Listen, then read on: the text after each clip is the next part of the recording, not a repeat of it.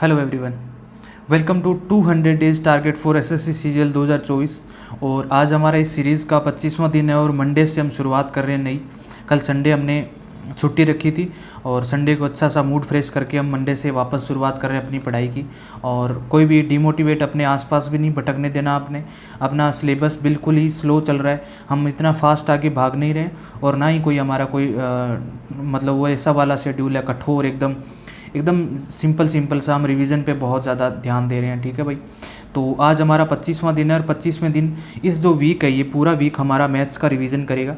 हमने अभी तक परसेंटेज कंप्लीट कर लिया, सिंप्लीफिकेशन कंप्लीट कर लिया, रेशियो कंप्लीट कर लिया और प्रॉफिट लॉस कंप्लीट कर लिया।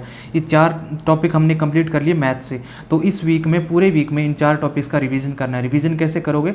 परसेंटेज में आपने डाउट लगाए होंगे, गोले लगा लेते हो ना, ऐसे गोले लगा देते हो आप, तो वो डाउट लगाए आपने उन क्वेश्चंस को करना पहले। सेम चीज़ इसमें करना, वही चीज़ इसमें करना, वही चीज़ इसमें करना। आप कुछ लोग ऐसे हैं जिनके डाउट ज़्यादा रहे होंगे, उनको तो ये पूरा 7 दिन लग जाएंगे इन चारों टॉपिक्स के डाउट करने में। डाउट्स को साथ साथ करते रहो। वो हार्ड क्वेश्चंस होते हैं हमारी शीट्स के, वही एग्ज़ाम में पूछ लिए जाते हैं जब हमारी हार्ड शिफ्ट बनती है या कैलकुलेशन वाली। अभी मेंस का 2023 का पेपर हुआ, आपने देखा ना, लोग बता रहे हैं कि कितना डिफ़िकल्ट पूछा गया, कैलकुलेशन कितनी डिफ़िकल्ट। तो जो क्वेश्चन आप छोड़ते हो ना उनको करो, उनको क्वेश्चन को करने के लिए टाइम दिया मैंने, ठीक है। तो percentage, simplification, ratio, profit loss, इनको इस वीक कंप्लीट करना है। और जो ये डाउट कंप्लीट कर ले, एक बार लगे कि मैंने डाउट्स वगैरह सब कंप्लीट कर लिया, तो वापस स्टार्ट कर देना, परसेंटेज से स्टार्ट कर देना वापस क्वेश्चंस को। जितना प्रैक्टिस करोगे मैथ्स में तो उतना ही आप निखरते चले जाओगे।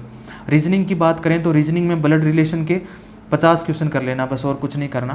50 क्वेश्चन ब्लड रिलेशन के कर लेना। जितने मैं क्वेश्चन देता हूँ ना, रीजनिंग एक जगह जाके स्टॉप हो जाएगी और जीके और मैथ्स का टाइम बढ़ने वाला है आगे जाके। तो जितने क्वेश्चन दे रहा हूँ ना, करते रहो एक एक बारी अपने दिमाग से निकल जाए, अपने आँखों के सामने से निकल जाए रीजनिंग हर टॉपिक, उसके बाद में हमें कोई दिक्कत नहीं आएगी।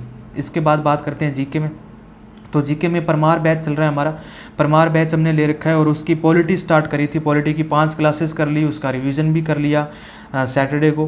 तब उसके बाद बारी है अभी मंडे से 6 क्लास की। तो 6 क्लास लेनी है आपने और उसका रिवीजन करते रहना। 1.5 घंटे की क्लास होती है, अब 3 या 4 घंटे देता हूँ मैं इसको जीके को। तो 1.5 घंटे की आपकी क्लास होगी। उसके बाद में जितना टाइम बचता है उसमें जो पहले की पीडीएफ है, पहले की 5 क्लासेस की पीडीएफ या पहले जो टॉपिक हमारा इकोनॉमिक्स कंप्लीट हुआ था उसकी पीडीएफ, वो आप कंप्लीट करते रहा करो साथ साथ जो आपको टाइम मिलता है। मतलब रिवीजन करते रहो, बार बार छोड़ना नहीं है। ऐसे नहीं एक क्लास कंप्लीट होगी तो आपने जीके को छोड़ दिया, ठीक है भाई। उसके बाद बात करते हैं इंग्लिश की। तो इंग्लिश में वोकैब हमने ये टारगेट रखा हुआ है, हर वीक में हम 300 वर्ड याद करते हैं। 300 हर वीक में 300 वर्ड याद करते हैं। और इस वीक में भी 1001 से 1300 तक याद करें तो 100 तो आज याद कर लेंगे, 100 कल याद कर लेंगे, 100 परसों याद कर लेंगे। उसके बाद हमारे वीक के 4 दिन और बचेंगे, उन 4 दिन में इन 300 का वापस रिवीजन करेंगे। मेरे कहने का मतलब है कि आपकी मर्जी है, अगर इन 300 को आप 50-50 में डिवाइड करोगे तो आप 6 दिन में कर दोगे, या फिर आप 100 में डिवाइड करोगे तो 3 दिन में कंप्लीट कर लोगे। उसके बाद जो वर्ड याद नहीं होते उनको गोला लगा लो, ऐसे बार बार करते रहो उनको रिवाइज, ठीक है। ये तरीका है वोकैब करने का। दिस वीक 301 वर्ड्स कंप्लीट करने हैं हमने, 1300 तक हमने कंप्लीट करने हैं, जो 100 आज करने हैं मंडे को, ठीक है भाई।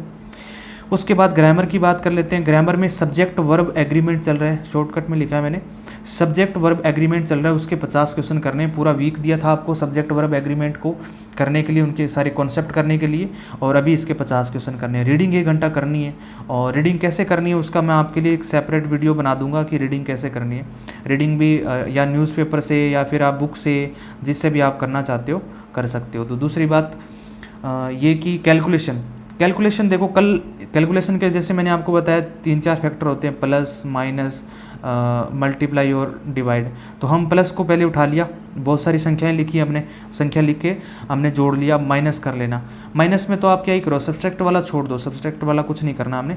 मल्टीप्लाई का बड़ा सा ऐसे नंबर लिखो, अपने मन से लिखो कोई भी, 3, 4, 6, 8, 6, 9, 3, 5, 3, ऐसे इसको मल्टीप्लाई करो।